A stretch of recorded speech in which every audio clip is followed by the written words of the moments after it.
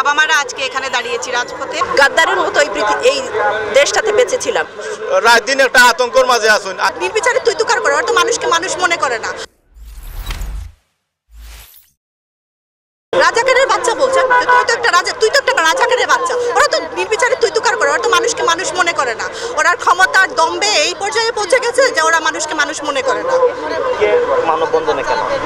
আমার বাচ্চাদের জন্য, এই স্টুডেন্টদের জন্য, আমার ভাইদের জন্য, আমার বোনদের জন্য, এই দেশের জন্য।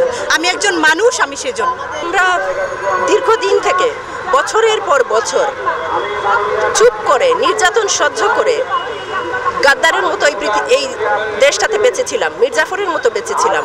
এখন আমাদের সন্তানেরা, সন্তানতুল্য ছাত্রছাত্রীরা চোখে আঙ্গুল দিয়ে আমাদেরকে দেখিয়ে দিয়েছে যে আমাদের আর চুপ করে থাকার সময় নেই। আমাদের কথা বলতে হবে, নিজের অধিকার আদায় করতে হবে, খুনের বিচার চাইতে হবে।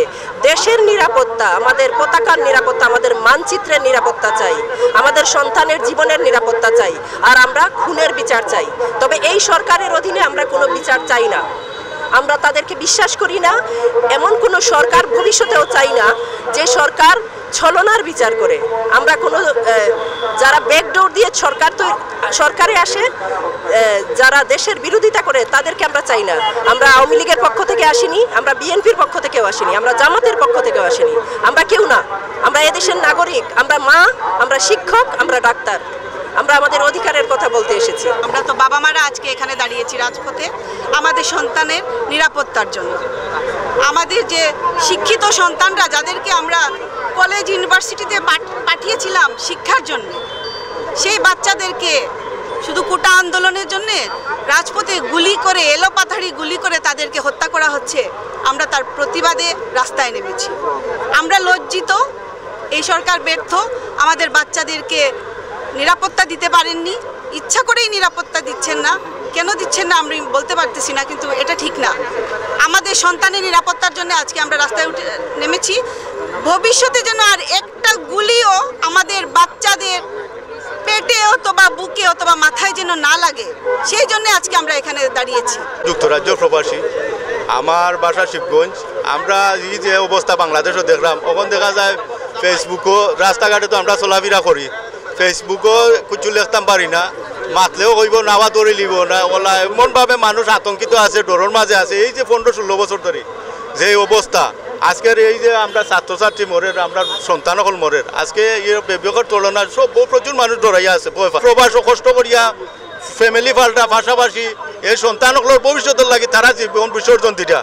আজকে তারার কি অবস্থা, তারা রাত দিন একটা আতঙ্কের মাঝে আসুন। আজকে যদি আমার পরিবার, এই স্বাধীন দেশও আমাদের পরিবার সন্তানরা যদি রক্ষা না পায়, আর আমরা যদি রক্ষা করতে পারি না, এই দেশে থাকার বা বাঁচার কোনো অধিকার মনে হয় আমরা আড়াই লিছি। আমার মেয়েটা এসএসসি পরীক্ষার্থী সামনে, এবং আমার আরেকটা বাচ্চা আছে 5ম শ্রেণীতে পড়ে, তাদের পড়ালেখা বন্ধ, এবং তারা একটা স্কুলে যেতে পারছে না। ভীতিকর একটা পরিবেশ, তারা মিস আসতে পারতেছে না, বাসার মধ্যে পড়ালেখা একদম স্টাক হয়ে আছে।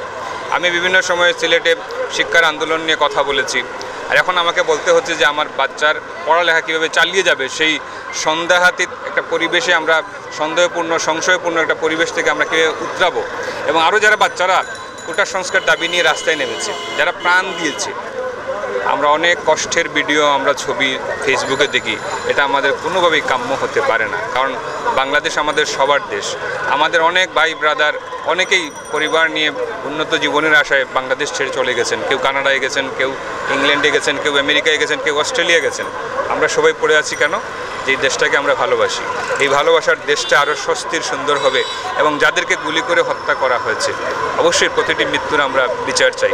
আমরা সিলেটে একজন সাংবাদিককে আমরা হত্যা করতে দেখেছি, সরাসরি গুলি করা হয়েছে, বিভিন্ন ভিডিও চলে এসেছে, কিন্তু সেই হত্যাকাণ্ডের কি সঠিক বিচার হবে, সেই সংশয়টা আমাদের মধ্যে এখন দানা বাঁধছে। আমরা এটা চাই না। আমরা চাই দেশ যারা শাসন করবে তারা মানুষের কথা মতো চলবে, মানুষের প্রাণের মূল্য দেবে, মানুষকে ভালোবাসবে। কে শাসন করলো সেটা আমাদের বিষয় না। এটা সত্যিকারের সোনার বাংলা, সত্যিকারের দেশ।